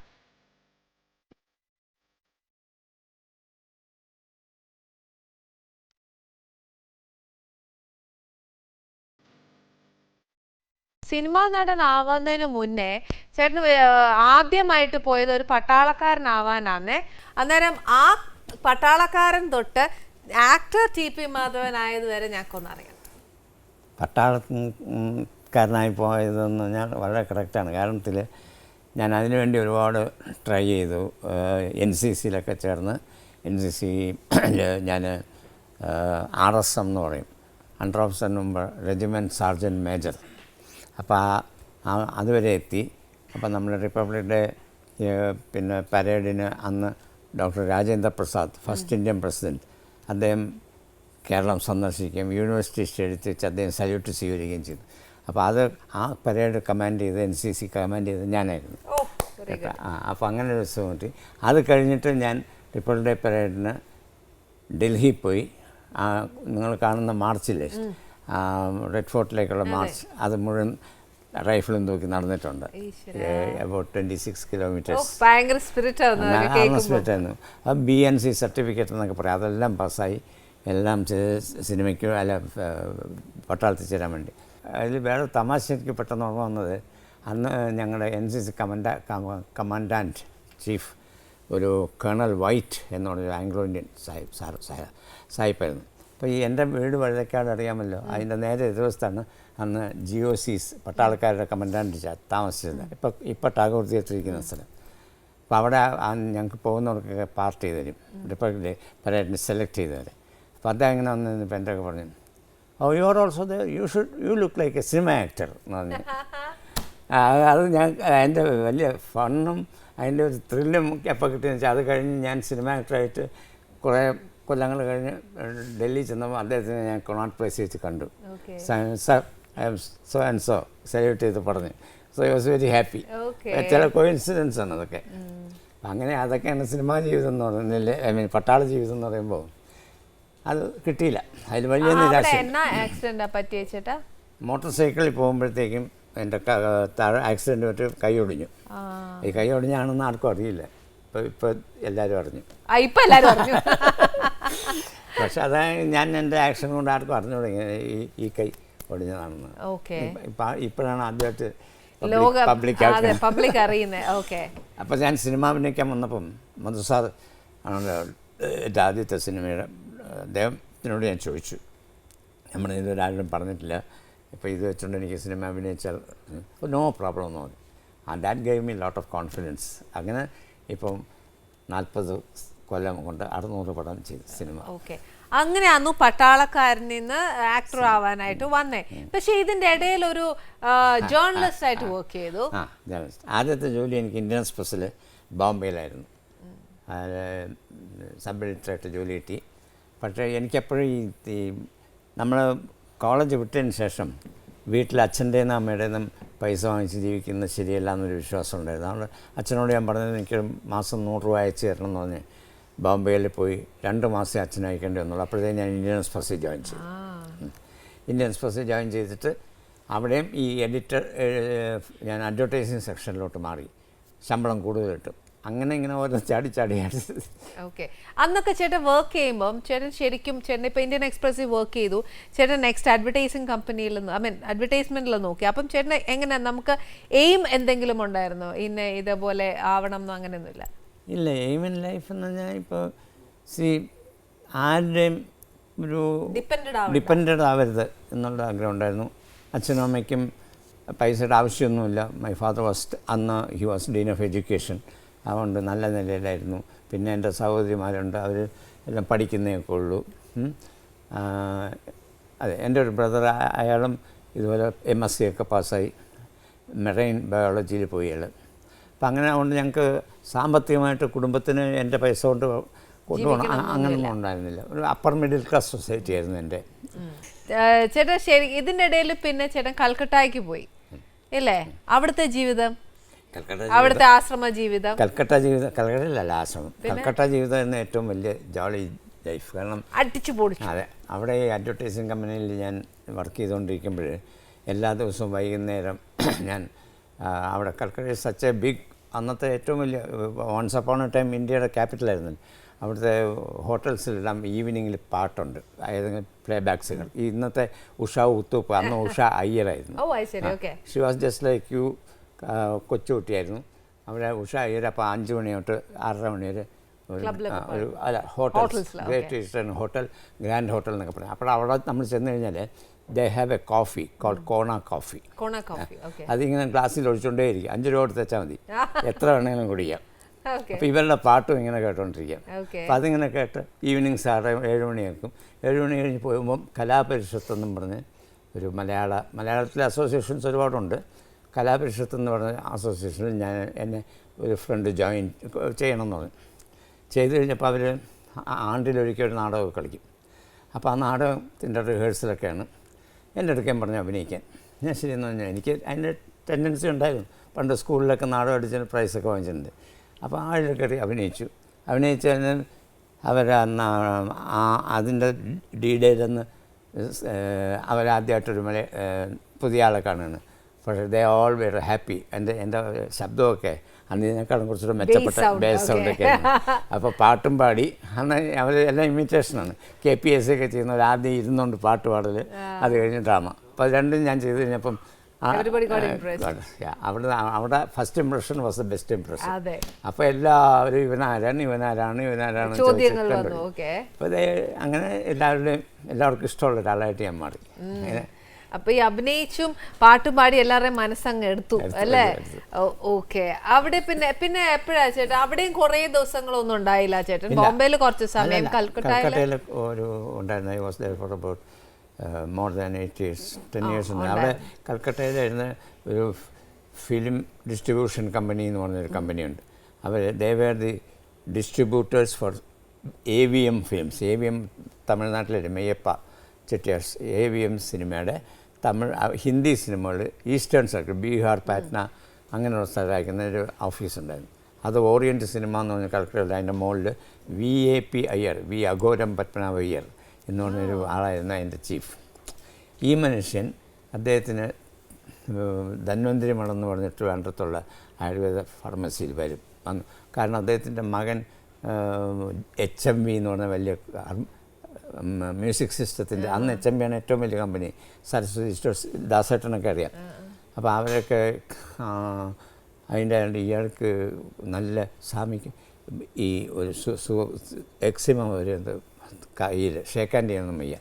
അപ്പോൾ അങ്ങനെ ഇയാൾ ലോകത്തുള്ള ഡോക്ടേഴ്സിനെയൊക്കെ കണ്ടിട്ട് നടക്കാനായിട്ട് ഏതോ ഒരു സ്വാമി സന്യാസി പറഞ്ഞ് ഇങ്ങനെ ധന്വന്തരി മഠത്തിൽ ചെന്നാൽ മതി. അങ്ങനെ അദ്ദേഹം അവിടെ ചെല്ലുകയും വൈദ്യൻ അതൊക്കെ ശരിയായി കൊടുക്കുകയും. അപ്പോൾ ഇദ്ദേഹത്തിന് ഭയങ്കര ഹാപ്പി. അപ്പോൾ ഈ വൈദ്യന്മാരൊക്കെ അന്നത്തെ കാലത്ത് പൈസയൊന്നും വാങ്ങിക്കില്ല. അപ്പോൾ ഗിഫ്റ്റ്സ് എങ്ങനെ കൊടുക്കും, ടൈഗർ സ്കിൻ അത് താഴെ ഇടാൻ അത് അങ്ങനെ. അപ്പോൾ ഞാൻ അവിടെ ഇരിക്കുന്നു, എനിക്കൊരു ജോലി വേണമെന്ന് പറഞ്ഞു. നേരെ എന്നെ കൽക്കട്ടയിൽ കൊണ്ടുപോയി. അവിടെ അദ്ദേഹത്തിൻ്റെ ഫ്ലാറ്റിൽ തന്നെ താമസിപ്പിച്ചു. ഒരു ഫ്ലാറ്റ് വേറെ ഉണ്ടായിരുന്നു. അങ്ങനെ അവിടെ കൽക്കട്ടയിലായി. അവിടെ നിന്നാണ് ഈ കൽക്കട്ടയിൽ ഈ വീരഗാഥകളൊക്കെ നടത്തിയത്. ചുരുക്കം പറഞ്ഞാൽ ചേട്ടന് യൂത്ത് കൽക്കട്ടയിലായിരുന്നു അല്ലേ? പിന്നെ സത്യജിത്ര റേ സാറുമായിട്ടൊക്കെ പോയി കണ്ടു. അത് കാണാൻ പറ്റിയെന്ന് വെച്ചാൽ ഇതുപോലെ തെലുങ്കിലുള്ള മാസികയൊക്കെ ഉണ്ട് അവരുടെ. അപ്പോൾ ആ മാസികയ്ക്ക് വേണ്ടി ഒരു ഇൻ്റർവ്യൂ വേണമെന്ന് പറഞ്ഞു. അപ്പോൾ എന്നെ അയച്ചു. ഞാൻ ഇദ്ദേഹത്തിൻ്റെ ഫോണിൽ വിളിച്ചു. ശബ്ദമൊക്കെ ഭയങ്കര ശബ്ദമില്ല. അപ്പം ഞാൻ പറഞ്ഞത് ഇന്നടത്തു നിന്നാണ് കാണാൻ വരാമെന്ന് പോയി കഴിഞ്ഞാൽ കിടുകിടായിപ്പോയി. ഒരു ആജാനുഭാവമാണ് അങ്ങനെ കിടക്കുക. യെസ് മിസ്റ്റർ മാധവൻ ഞാൻ ചെന്നപ്പോൾ തന്നെ അതിൻ്റെ ഭാര്യയാണെങ്കിൽ വളരെ പൊക്കം കുറഞ്ഞ സ്ത്രീക. ഞാൻ ഇങ്ങനെ തൊഴുത് I want an article for take that from that cut ഏതൊക്കെ പറഞ്ഞ് ഏത് പത്രത്തിൽ കൊടുത്ത് എൻ്റെ ഒരു ഭാഗം നിൽക്കുന്നത്. അങ്ങനെ സത്യത്രയെ കണ്ട് കാലിൽ തൊട്ട് കണ്ണി വെച്ചു. അതൊക്കെ നമ്മുടെ ഓരോ ഭാഗ്യങ്ങളാണ്. അന്ന് ഫോട്ടോ എടുക്കാനൊന്നും അറിയില്ല, അതിനെല്ലാം പോയത് സെൽഫി. അപ്പം അങ്ങനെ കൽക്കട്ടയിൽ ചെയ്തു. അപ്പോൾ അതുകൊണ്ട് വിശ്വജിത്ത്, അവിടുത്തെ സന്ധ്യ റോയ്, ഇവരെല്ലാം സന്ധ്യ റോയാണ് ആദ്യം തമിഴിൽ ഈ AVN വർക്ക്. അപ്പോൾ ഇവരെല്ലാവരും പരിചയപ്പെട്ടു. മനസ്സിലായില്ലേ? ഒരു സംഗതി എന്ന് വെച്ചാൽ നമ്മൾ മദ്രാസിൽ കാണുന്ന തമിഴിലെ സിനിമയിലെയും തെലുങ്കിലെ സിനിമയിലെയും പോലെ അല്ല ബംഗാളി സിനിമ, മലയാളി സിനിമ പോലെ. എല്ലാവരും അവരുടെ വീട്ടിൽ പോയി കഴിഞ്ഞാൽ അവരുടെ വീട്ടിലെ ആ ഒരു നമ്മളെ മാതിരി ഉള്ള ജീവിതമല്ല. ഓ ശരി. മറ്റേ ഈ ഭയങ്കര എന്താ പറയാ ഭയങ്കര ജാടകളും ആഡംബരങ്ങളും ഒന്നും ഇല്ലാതെ എനിക്ക് ഇഷ്ടമുള്ള കാര്യം അവർ ഫിഷ് ഈറ്റേഴ്സാണ്. മീനില്ലെങ്കിൽ അന്നത്തെ ദിവസം പോക്കാം. കല്യാണത്തിനൊക്കെ ഈ തല തന്നെ എടുത്ത് ഇങ്ങനെ വിളമ്പണമാണ്. അപ്പൊ ചേട്ടൻ അതൊക്കെ ഇഷ്ടമായിരുന്നു? ഞാൻ മീൻ കഴിക്കില്ല. ഓ അപ്പൊ ചേട്ടൻ നോൺ വെജ്? ഞാൻ മീൻ കഴിക്കാത്ത കാരണം എന്ന് വെച്ചാൽ ഈ എന്നെ കൊച്ചിലെ കോട്ടൺ ലിവർ ഓയിൽ എന്നൊരു സാധനമുണ്ട്, അതെല്ലാം പിള്ളേർക്കും കൊടുക്കും. അപ്പോൾ അതന്ന് മൂക്കിൽ പിടിച്ചിട്ട് അമ്മ ഇങ്ങനെ ഒഴിച്ചു. പക്ഷെ അതാണ് എൻ്റെ ഈ സത്യം പറഞ്ഞ സ്കിന്നിൻ്റെ ഒക്കെ അതന്ന് അത് കഴിച്ചുകൊണ്ടാണ്. ചേട്ടാ ഇതേപോലെ എന്തെങ്കിലും നല്ല ടിപ്സ് ഉണ്ടോ കുട്ടികൾക്ക് നമുക്ക് ചെയ്യാൻ പറ്റുന്നത്? ഞാൻ എൻ്റെ കാര്യം പറയുകയാണെങ്കിൽ ഞാൻ മിതമായിട്ട് ഭക്ഷണം കഴിക്കുന്ന ഒരാളാണ്. കാരണം അത് പണ്ടും അങ്ങനെ എനിക്ക് വലിയ വിശപ്പും അങ്ങനെ ഇതൊന്നും ഉണ്ടായിട്ടില്ല. പക്ഷേ ഒരു കാര്യം എന്താണെന്ന് വെച്ചാൽ ഇപ്പോൾ എൻ്റെ ബാല്യകാലത്തിലൊക്കെ അമ്മ ഉണ്ടാണ്. അമ്മ ഇഡലിയും ദോശയും ഉണ്ടാക്കി വയ്ക്കും, ഞങ്ങളെല്ലാവരും കഴിക്കും. വലുതായതിന് ശേഷവും ഞാൻ അങ്ങനെ കഴിക്കുമ്പോൾ ആഹാരം കഴിക്കുക എന്ന് പറഞ്ഞാൽ ബ്രേക്ക്ഫാസ്റ്റ് കഴിക്കും. ബ്രേക്ക്ഫാസ്റ്റ് മസ്റ്റായിട്ട് കഴിക്കും. നൈറ്റിൽ ലൈറ്റ് ഫുഡാണ്. അതാ ഐ പ്രിഫർ ദാറ്റ്. ആൻഡ് ഇന്നും ഞാൻ 2 ബ്രെഡും ഒരു മുട്ട പുഴുങ്ങിയതും കഴിക്കുള്ളൂ രാത്രി. 2 ബ്രെഡും ഒരു മുട്ട, അല്ലെങ്കിൽ 2 മുട്ടയും ഒരു ചെറിയ എന്തെങ്കിലും അങ്ങനെ രാത്രി അതേ കഴിക്കുള്ളൂ. അല്ലെങ്കിലും നമുക്കൊരു പ്രോവേർബ് ഉണ്ടല്ലോ ചേട്ടാ, ഈറ്റ് ലൈക്ക് എ ബെഗർ. രാത്രി എപ്പോഴും എല്ലാവരും അങ്ങനെ വേണം കഴിക്കാൻ. അങ്ങനെയാണ് കഴിക്കാൻ. അപ്പോൾ ഒരു ഗുണം സുഖമായിട്ട് രാവിലെ ഞാൻ ഇന്നും for the last 45 years or so രാവിലെ 5 മണിക്ക് എണീക്കും. 5 മണിക്ക് എഴുന്നേറ്റിരിക്കും. ഇപ്പം മഴയോ പെയ്യാലും ഒരാളും ഉണർന്നില്ലെങ്കിൽ ഞാൻ കിടക്കുന്ന ആശ്രമത്തിൽ ആരും എണീച്ചില്ലെങ്കിൽ ഞാൻ 5 മണിക്ക് 6 മണിയാകുമ്പോൾ പേപ്പർ വരും. പേപ്പർ വായിച്ച അങ്ങനെ ഡെയിലി റൂട്ടീൻ സ്റ്റാർട്ട് അങ്ങനെ പോകണം. ഓക്കെ ചേട്ടന് ഇനി ഞങ്ങൾക്ക് പറഞ്ഞു തരാൻ പറ്റുന്ന ഒരു നല്ലൊരു കാര്യമുണ്ട്.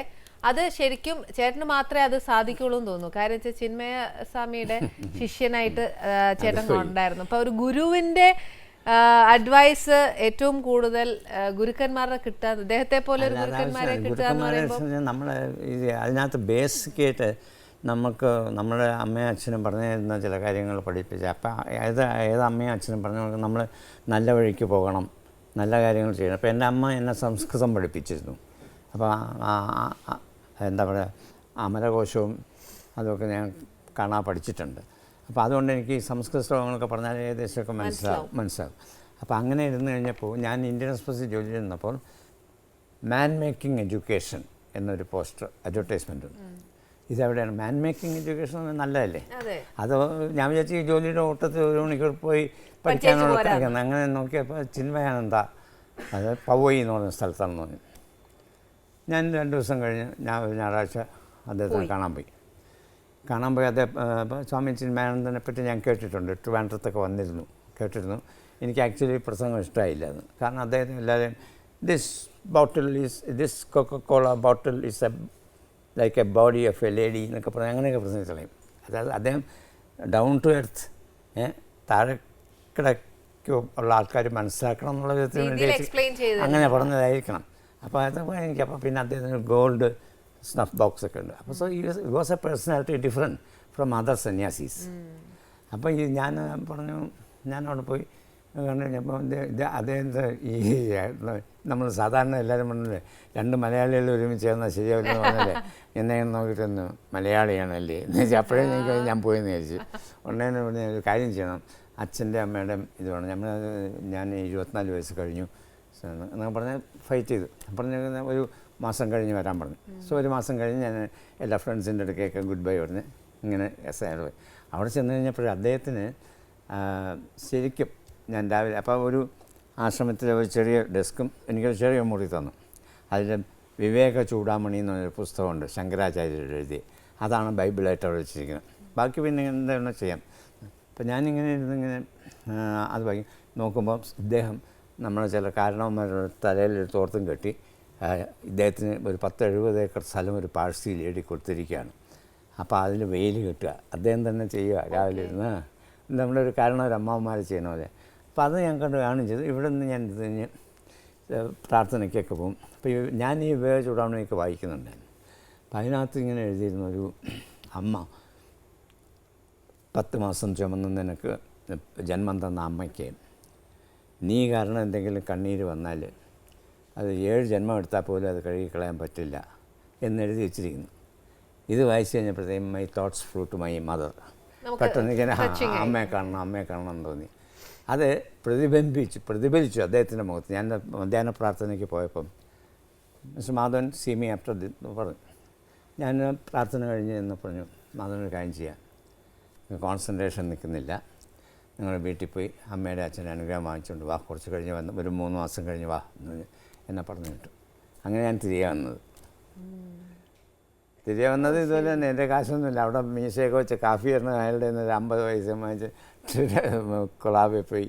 പിന്നെ ഒരു ഫ്രണ്ടിൻ്റെ അടുക്ക ചെന്ന് ഒരു 30 രൂപ വാങ്ങിച്ചു. അന്ന് 30 രൂപ വാങ്ങിച്ചു. 3rd ക്ലാസ്സൊക്കെ ഉണ്ട്. ട്രെയിനിൽ ട്രിവാൻഡ്രത്ത് വന്നെത്തിയത്. ശരിക്കല്ല പുസ്തകം വായിച്ചിട്ട് പിന്നെ നമ്മൾ അമ്മയെ കാണുമ്പോൾ ഒരു അല്ലേ, അപ്പോൾ അമ്മയ്ക്ക് ഭയങ്കര സന്തോഷമായിരുന്നു എല്ലാം കണ്ട്. ശരിക്കും ചേട്ടൻ ഒരുപാട് യാത്ര ആഗ്രഹിക്കുക ഇഷ്ടപ്പെടുന്ന ഒരു വ്യക്തിയാണ് അല്ലേ? ഒരുപാട് യാത്ര ചെയ്യാൻ ഇഷ്ടം. അതും എപ്പോഴും ഇപ്പൊ ചേട്ടന്റെ വർത്താനത്തിൽ തന്നെ ചേട്ടൻ എപ്പോഴും ഒറ്റയ്ക്ക് പോകുന്ന ചരിത്രമാ പറഞ്ഞേക്കുന്നത്. നോർത്ത് ഇന്ത്യ പോകണം ഹിന്ദി മതി. ഞാൻ ആഗ്ര യൂണിവേഴ്സിറ്റിയിലാണ് പഠിച്ചത്. അപ്പോൾ ഹിന്ദി എൻ്റെ സ്റ്റുഡൻസ് കൊളീഗ്സ് എല്ലാം ഹിന്ദി ബെൽറ്റിൽ നിന്ന് വന്നവരായിരുന്നു. മനസ്സിലായി, ഡൽഹിയിൽ നിന്നും പഞ്ചാബിൽ നിന്നും ഒക്കെ. അപ്പോൾ അങ്ങനെ ഹിന്ദി എനിക്ക് കൊളോക്കിയലായിട്ട് സംസാരിക്കാൻ അറിയാം. പിന്നെ തമിഴ് അറിയാം, ഇംഗ്ലീഷ് അറിയാം. മതി, ഇതൊക്കെ മതി പോകാൻ, ധാരാളം മതി. അത് വെച്ചോണ്ട് പിന്നെ എനിക്ക് വലിയ ചിലവുമില്ല. അത് വേണം ഇത് വേണം എന്നൊന്നുമില്ല. എന്ത് കിട്ടിയാലും ഒരു പഴമാണെങ്കിൽ പഴം കഴിക്കുക. ആ ഫുഡ് ഹാബിറ്റ്സ് ഉണ്ടെങ്കിൽ പോയി ഉച്ചയ്ക്ക് നിറച്ച് ഊണ് കഴിച്ച് ഒന്ന് ഉറങ്ങണമെന്നൊക്കെ ഉണ്ടെങ്കിൽ പോകാം. അങ്ങനെയുള്ളവർക്ക് യാത്ര ചെയ്യാനൊക്കെയല്ല, എൻജോയ് ചെയ്യാനൊക്കത്തില്ല. നേരെ ഇതേപോലെ നമുക്ക് നിർബന്ധങ്ങളൊക്കെ ഉണ്ടെങ്കിൽ ചെയ്യാനൊക്കത്തില്ല. കുറച്ചൊക്കെ കാര്യങ്ങൾ നമുക്ക് നേടണമെന്നുണ്ടെങ്കിൽ കുറച്ചൊക്കെ കാര്യങ്ങൾ സാക്രിഫൈസ് ചെയ്തേ പറ്റത്തുള്ളൂ. അപ്പൊ ഇതേപോലെ യാത്ര ചെയ്തോണ്ടിരുന്നപ്പോഴാണോ ചേട്ടൻ ഹരിദ്വാറിൽ വന്നപ്പോ ആക്സിഡന്റ് വന്നേ? ഞാൻ അങ്ങനെ ഹരിദ്വാറിൽ പോയതെന്ന് വെച്ചാൽ സിനിമ കഴിഞ്ഞപ്പോൾ ഞാൻ നോക്കിയപ്പോഴത്തേന് എങ്ങോട്ട് പോകണം എന്നിങ്ങനെ ആലോചിച്ചു. അപ്പോൾ ഹരിദ്വാർ ഇവിടെ കേരളത്തിൽ നടക്കാൻ ഒക്കില്ല. ഇവിടെ ഇന്നലെ ഇപ്പം വലിയ ആളായിരുന്നു. ഇപ്പോൾ കണ്ട ആ ടൈപ്പിലായിരിക്കും ട്രിവാൻഡ്രം പാചകമാണ്. അതുകൊണ്ട് ഞാൻ ഇവിടുന്ന് ഈ കേരളം വിടണമെന്ന് നിശ്ചയിച്ചു. അപ്പോൾ എനിക്ക് തമിഴിൽ പോകാം. തമിഴിൽ കുറച്ച് ഞാൻ 2-3 സിനിമകളൊക്കെ ചെയ്തു. കമലഹാസനൊക്കെ എൻ്റെ വളരെ ക്ലോസ് ഫ്രണ്ട്സാണ് നമ്മൾ. അപ്പോൾ അങ്ങനെയൊക്കെ ഉണ്ട്. ഞാൻ അവിടെ നിന്ന് പതുക്കെ എന്തായാലും സ്ഥലങ്ങളൊക്കെ കാണുമല്ലോ എന്ന് പറഞ്ഞ് ഹരിദ്വാർ എന്ന് പറഞ്ഞ സ്ഥലത്ത് അന്വേഷിച്ചപ്പോഴത്തേക്ക് അവിടെ ഒരു അയ്യപ്പ ടെമ്പിൾ ഉണ്ടെന്നും മലയാളിയൊക്കെ ഉണ്ടെന്ന് പറഞ്ഞു. അങ്ങനെ ഞാൻ അവിടെ ചെന്നു. ഹരിദ്വാറിൽ പോയി. ഹരിദ്വാർ എന്ന് പറഞ്ഞ സ്ഥലത്ത് ചെന്നപ്പോഴത്തേക്ക് ശരിയാണ്, അവിടെ ഒരു അയ്യപ്പ ടെമ്പിളുണ്ട്, മലയാളി ട്രസ്റ്റിയാണ്. അപ്പം ഒരു അയ്യപ്പൻ കോയിൽ താമസിക്കാൻ സ്ഥലമുണ്ട്, ഫ്രീ ആണെല്ലാം. പക്ഷേ ഞാൻ ഒരു 1000 രൂപ കൊടുത്തിട്ട് ഞാൻ കിടക്കാൻ ഒരു റൂമുണ്ട്. പിന്നെ രാവിലെ അവിടെ ഒരു ആരും പറയാൻ ഗുരു വച്ചിട്ടേ ഒന്നുമില്ല, നമ്മൾ തന്നെ. അപ്പോൾ കൊള്ളാം, സുഖം. ഞാൻ അങ്ങനെ അവിടെ കഴിഞ്ഞുകൊണ്ടിരുന്നപ്പോഴത്തേക്കും ഞാൻ കട്ടിലിൽ നിന്ന് താഴെ വീണു ഉറങ്ങിയ ഉച്ചയ്ക്ക്. അതെൻ്റെ ഈ പാദം അടിച്ചു. അങ്ങനെയാണ് എനിക്ക് കാലം നടക്കാൻ വയ്യാതായിപ്പോയി. പക്ഷേ ഇത് ഞാൻ വീണപ്പോൾ അത് അറിയില്ലായിരുന്നു. ഒരു മലയാളി ഇത് അറിയുകയും ഞാൻ അപ്പം മലയാളി സിനിമ അതെല്ലാവർക്കും അറിയാമല്ലോ. ഇപ്പോൾ ഈ ഗൂഗിളും ഇതൊക്കെ ഉള്ളതുകൊണ്ട് എല്ലാവരും അറിഞ്ഞു. അത് അറിഞ്ഞു കഴിഞ്ഞപ്പോഴത്തേക്കും എന്നെ എൻ്റെ സഹോദരിമാരും ഒക്കെ അറിഞ്ഞ് അവരെന്നെ അവിടെ വരികയും എന്നെ എടുത്ത് ഇവിടെ കൊണ്ടുവന്ന് ഇവിടെ ഒരു ട്രിവാൻഡ്രത്തൊരു ഒരു ഹോസ്പിറ്റലിൽ, ആയുർവേദ ഹോസ്പിറ്റലിൽ എന്നെ അഡ്മിറ്റ്. അതൊരു 6 മാസം കൊണ്ട് പിഴിച്ചിലും കഴിഞ്ഞ് ഞാൻ വീണ്ടും സ്ട്രൈറ്റായി. അപ്പോൾ വീണ്ടും പോകാമെന്നും പറഞ്ഞ് ഇറങ്ങിയപ്പോഴത്തേക്കാണ് അപ്പോൾ ഈ എൻ്റെ ഫ്രണ്ട് പ്രസാദ് എന്ന് പറഞ്ഞാണെന്ന് പറഞ്ഞ് അദ്ദേഹം എന്നെ പറഞ്ഞ് വേറെ എടുത്ത് കൊണ്ടാക്കാൻ ചേട്ടന് പറ്റിയ സ്ഥലം, ഇതുപോലെ ആശ്രമജീവിതം തന്നെ, അവിടെ ചുമ്മാ ഇരുന്നാൽ മതി എന്നൊക്കെ പറഞ്ഞു. അങ്ങനെ കൊണ്ടാക്കിയതാണ് ഈ ഗാന്ധി ഭവൻ. അവിടെ ചെന്നത് അതിലും വലിയ ഇതായില്ല, ഒരു 2ാം ജന്മം പോലെ. കാരണം അവിടെ ചെന്ന് ഞാൻ ആദ്യമൊന്നും വെളിയിൽ നിന്നും ഇറങ്ങി 2-3 ദിവസം കഴിഞ്ഞ് ഇറങ്ങിയപ്പോൾ ഉണ്ട് അവിടെ 1300ഓളം സ്ത്രീകളുണ്ട്. സ്ത്രീകളെന്ന് പറഞ്ഞാൽ മക്കൾ ഉപേക്ഷിച്ച അമ്മമാർ, ഭർത്താവ് ഉപേക്ഷിച്ച ഭാര്യമാർ, ഇങ്ങനെയുള്ള സ്ത്രീകൾ, അവരുടേതായ തെറ്റല്ലാതെ വന്നു കിടക്കുന്ന ആൾക്കാർ. കുറേ സഹോദരന്മാരുമുണ്ട്. അവരെല്ലാം തന്നെ പക്ഷേ ഹാപ്പി ആയിട്ട് ഇങ്ങനെ നിൽക്കുന്നുണ്ട്. ഞാൻ നോക്കിയപ്പോൾ അവിടെ അത് നടത്തുന്ന ആ കൊച്ചു മനുഷ്യനാണ് അദ്ദേഹം. പക്ഷേ അദ്ദേഹം വലിയ ആളാണ്. കാരണം അദ്ദേഹം ആരെയും ജാതി മതം ഇല്ലാതെയും ഉച്ചനീത്വം ഇല്ലാതെ ആര് ചെന്നാലും സ്വീകരിക്കുന്ന ഒരു മനുഷ്യൻ. അദ്ദേഹത്തിന് ഇപ്പോൾ ഈയിടെ ഏഷ്യയിലെ ക്ലീനസ്റ്റ് എന്താ പറയുക ആശ്രമം നമ്മളെ സഹായിക്കുന്ന സ്ഥലമല്ലേ, അത് ആണെന്ന് പറഞ്ഞിട്ടുള്ള ഇത് കിട്ടി സർട്ടിഫിക്കറ്റ്. ഏഷ്യയിൽ ഏഷ്യയിലെല്ലാം ചിലത് ക്രിസ്ത്യാനി കേന്ദ്രങ്ങൾ അങ്ങനെ നടത്തുന്നുണ്ട്, ചിലത് പെയ്ഡായിട്ടുള്ളത് നടത്തുന്നുണ്ട്. ഇതിവിടെ അതൊന്നുമില്ല, ഒരു നയാപ്പൈസ ഒന്നിനും കൊടുക്കണ്ട. അപ്പോൾ അദ്ദേഹം അങ്ങനെ നടത്തിക്കൊണ്ടിരിക്കുകയായിരുന്നു. പക്ഷേ ചേട്ടാ ഇത് കേട്ടപ്പോൾ ഉണ്ടല്ലോ, അദ്ദേഹം വലിയൊരാളാണ് ശരിക്കും. ഇപ്പൊ കാശ് കൊണ്ടുവരുന്ന ദൈവം നിയോഗിച്ച ആൾ. കാരണം ദൈവത്തിൻ്റെ മുഖമായിട്ട് നമ്മൾ അങ്ങനെ മനുഷ്യനിലാണ് ദൈവത്തെ കാണുന്നത്. ആ മനസ്സാണ് മുഖം അല്ലേ? ആ മുഖത്ത് കണ്ണാടി നോക്കിയാൽ ശ്രീനാരായണ അവർ പറഞ്ഞത് ശരിയാണ്. നമ്മൾക്ക് കണ്ണാടി നോക്കുമ്പോൾ നമ്മുടെ മുഖം കാണുന്നു. So mind is what your heart is എന്നാണ്. അപ്പം അദ്ദേഹത്തിൻ്റെ പേരെന്താ ചേട്ടാ? പുനലൂർ സോമരാജൻ. ഒരു ദിവസം ഒരമ്മ റോഡിൽ കിടക്കുന്ന എൻ്റെ അടുത്ത് കൊണ്ടുവന്ന അമ്മയെ ചികിത്സിച്ച് ശരിയാക്കിയപ്പോൾ പെട്ടെന്ന് അദ്ദേഹത്തിന് ഈ അമ്മ എന്ന് പറയുന്ന ഒരു ഫീലിംഗ് അറ്റാച്ച്മെന്റ് വന്നു. അതുകൊണ്ട് അമ്മമാരെന്ന് പറഞ്ഞു കഴിഞ്ഞാൽ അപ്പോൾ അദ്ദേഹം ഉടനെ വേറെ ഒന്നും നോക്കില്ല. അതായത് അവിടുത്തെ സ്ഥിതിവിശേഷം ഇതാണ്. അതായത് ജാതിയോ മതമോ പണമോ ഒന്നുമില്ല. അതുകൊണ്ടാണ് വലിയൊരു കാര്യമാണ്, ഏറ്റവും വലിയ കാര്യം. ഇതിലിപ്പോ ചേട്ടൻ പറഞ്ഞ പോലെ തന്നെ അന്ന് ചേട്ടൻ ആശ്രമത്തിൽ പോയപ്പം ആ ഒരു ബുക്ക് വായിച്ചില്ലേ, അതിൽ തന്നെ ആ ഒരു ഒറ്റ വാക്കിൽ തന്നെ അമ്മയുടെ അർത്ഥമുണ്ട്. അമ്മ മാതാപിതാ ഗുരു ദൈവം എന്നാണ്. അത് വളരെ അർത്ഥമുള്ള സംഭവം. മാതാവും പിതാവും ഗുരുവാണ് ദൈവവും. സത്യം. അപ്പം അത് മാതാപിതാവാണ് ദൈവം. സത്യം. അത് ഇപ്പോൾ ഒരു ട്രെൻഡുണ്ട്. മക്കൾ വെച്ചാൽ അവിടെ ഞാൻ കാണുന്നത് കാണാൻ ഈ അവൾക്ക് വളർത്താൻ വയ്യാഞ്ഞിട്ട് അമ്മയെ കൊണ്ട് അങ്ങനെ ഒരിക്കലും ചെയ്യില്ല. ചില ഗുരുവായൂരമ്പലം നടയെ തട്ടിയിട്ട് പോകുന്നു. ഞാൻ വർക്ക് ശരിയാണ് കേട്ടോ. ഞാൻ അവിടെ ചെന്നതിന് ശേഷം ഇതറിയുന്നത് അമ്മമാരൊക്കെ എന്ത് ഹാപ്പിയാണെന്ന് അറിയാം. നമ്മൾ പോയിട്ട് ഒന്ന് തട്ടിയിട്ട് അമ്മയെ സുഖമാണോന്ന് ചോദിച്ചാൽ മതി. സന്തോഷം. ഞാൻ എൻ്റെ ഒരു അനുഭവം ഞാൻ പറയാം. ഒരു അമ്മ ഇല്ലാത്തതിൻ്റെ വിഷമം ശരിക്കും പറഞ്ഞാൽ അത് ഇല്ലാതാവുമ്പോഴേ നമുക്ക് മനസ്സിലാവുകയുള്ളൂ. അല്ലാതെ അവരുള്ളപ്പം ഉണ്ടാവുന്ന ആ ഒരു കരുതൽ ഉള്ള സാധനം നമുക്ക് ഒരിക്കലും മനസ്സിലാവില്ല. അതായത് കണ്ണുള്ളപ്പോൾ കണ്ണിൻ്റെ വില മനസ്സിലാവില്ല എന്ന് പറയില്ലേ. എന്തുവാ നമുക്ക് ഈ ലോകത്തിലേക്ക് ജന്മം തന്ന ആ അമ്മേനെ എന്താണ് നമ്മൾ ഇന്ന് ഏത് സുഖത്തിൽ കൂടിയാണെങ്കിലും എത്ര സന്തോഷത്തിൽ കൂടി പോവുകയാണെങ്കിലും ആ അമ്മ തന്ന ജന്മത്തിൽ കൂടെ മാത്രമാണ് നമ്മൾ പോകുന്നത്. അതുകൊണ്ട് അമ്മമാരെ ഒരിക്കലും മറക്കരുത്. ഇത് എൻ്റെ അനുഭവം കൊണ്ട് ഞാൻ പറയാം. എനിക്ക് അമ്മയില്ലാത്തതിൻ്റെ ഒരു വേദന എനിക്കറിയാം. അമ്മയെ ഉപേക്ഷിക്കരുത്. അമ്മയായാലും അച്ഛനായാലും ശരി, അവർ രണ്ടുപേരും തുല്യരാണ് നമുക്ക്. ശരിക്കും ഇത്രയും വലിയൊരു കാര്യം പറഞ്ഞു. ഞാൻ ചേട്ടനൊന്ന് ഭക്ഷണം വിളമ്പിക്കോട്ടെ? അല്ല, ഇന്ന് വലിയ വിഭവങ്ങളൊന്നും ഞാൻ ചെയ്തിട്ടില്ല. ഇച്ചിരി ഒരു പുലാവും കുറച്ചൊരു പനീർ കറിയും മാത്രമേ ചെയ്തിട്ടുള്ളൂ. അത് കഴിക്കാം.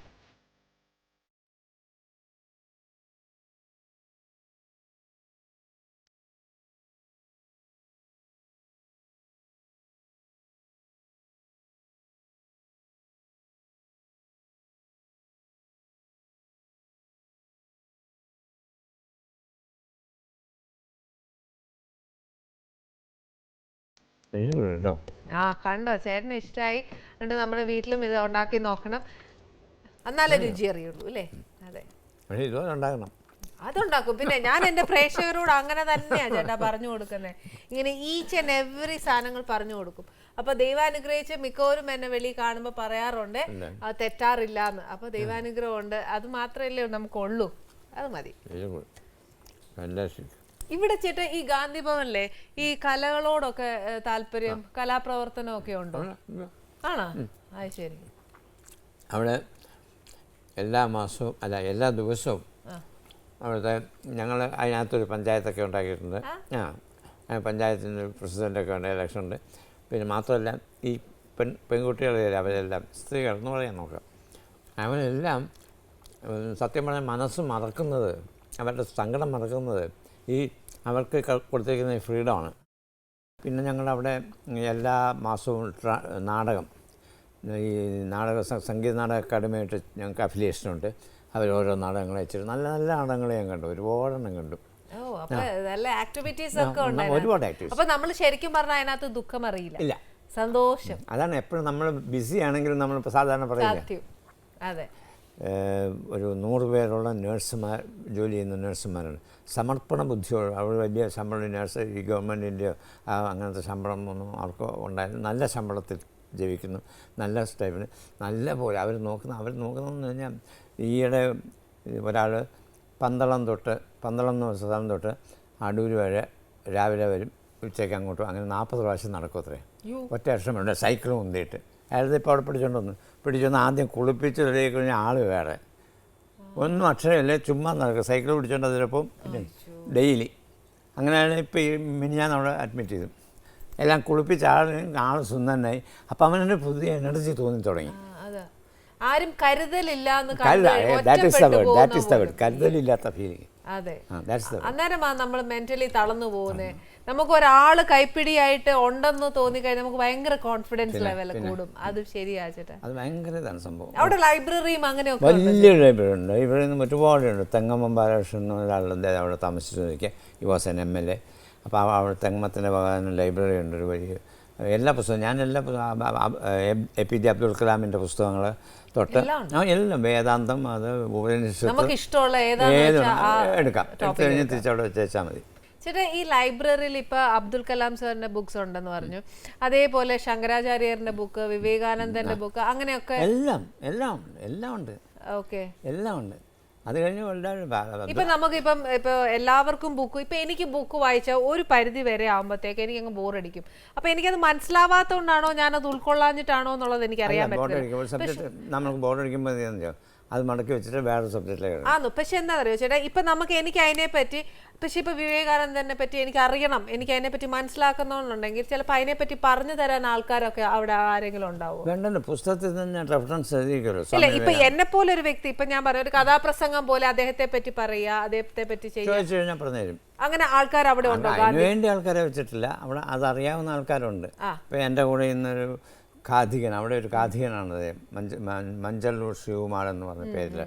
അദ്ദേഹം ഇതിൻ്റെയൊക്കെ റെഫറൻസ് ലൈബ്രറിയനാണ്, എല്ലാം വായിക്കുകയും പഠിക്കുകയൊക്കെ അയാൾക്ക് ഇതിനെപ്പറ്റിയൊക്കെ നല്ല വിവരങ്ങൾ. അതെ, പക്ഷെ അദ്ദേഹം ആ പത്തനാപുരത്ത് മാത്രം ഒതുങ്ങി ഇങ്ങനെ കഴിയുകയാണ്. സ്വാമി വിവേകാനന്ദൻ്റെ വേഷം എടുത്ത് പ്രൈസൊക്കെ വാങ്ങിച്ചിട്ടുണ്ടായിരുന്നു. അതെ, അപ്പോൾ അങ്ങനെ അയാൾ സ്വാമി വിവേകാനന്ദ നമുക്കൊരു ഇത് കിട്ടുമല്ലോ, പ്രചോദനം, അത് കിട്ടി. അയാളൊരു കൗൺസിലൊക്കെ ഉണ്ടാക്കിയിട്ടുണ്ട് അവിടെ. അങ്ങനെയുണ്ട്. അതൊക്കെ ശരിക്കും അങ്ങനെ ആകുമ്പോൾ നമുക്ക് കുറച്ചും കൂടെ ഒന്ന് അറിയാനൊക്കും. കറക്റ്റ്, അങ്ങനെയൊക്കെ ശരിക്കും. അപ്പൊ ടോട്ടലി എനിക്ക് ശരിക്കും പറഞ്ഞാൽ ആശ്രമം ഭയങ്കര നല്ലതായിട്ട് തോന്നുന്നു. പിന്നെ ഇതിലെല്ലാം ഉപരി ഞാൻ ഒരു കാര്യം ചേട്ടാ തുറന്നു പറയട്ടെ, അദ്ദേഹത്തെ എനിക്ക് നേരിട്ട് അറിയില്ല, അറിയെങ്കിൽ പോലും ഞാൻ അദ്ദേഹത്തിന് ആയുരാരോഗ്യം ഒരുപാട് നേരുകയാണ്.